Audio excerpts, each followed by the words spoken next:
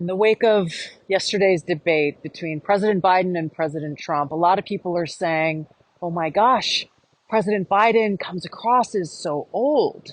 What about his performance? That's not the most important thing that we should be paying attention to. The problem isn't that he's just old. The problem is he's insane. Only a madman would not consider a nuclear holocaust, a nuclear war, as an existential threat. He said, quote, the only existential threat to humanity is climate change, end of quote. Only an insane person would say this. And this exact insane person has the power to launch a nuclear weapon. How could we even consider that it would be safe to reelect this man?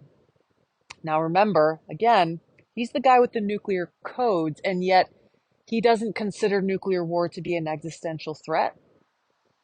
I don't know what he thinks it'll be. Is it just going to be a walk in the park?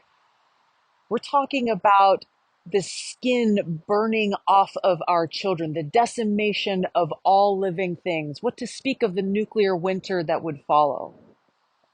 This doesn't seem to be a concern to President Biden, which makes me ask, what world is this man living in?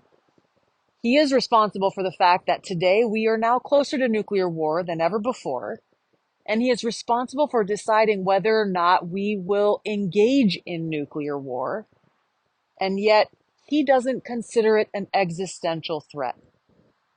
It doesn't bring me any joy to say this. I've known the Bidens. I've known President Biden. I was friend with his son, Beau. We served in the National Guard.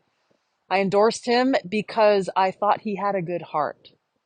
So I'm not saying this because of partisanship or hatred or anything else. I'm saying this because I love the American people and this world that we live in. I cherish peace and freedom.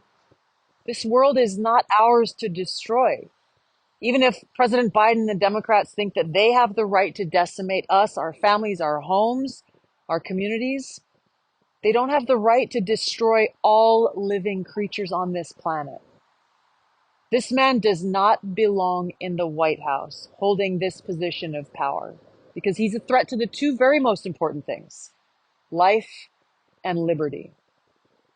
To vote for Biden is to vote for nuclear war and tyranny, the destruction of our democracy. That is a fact.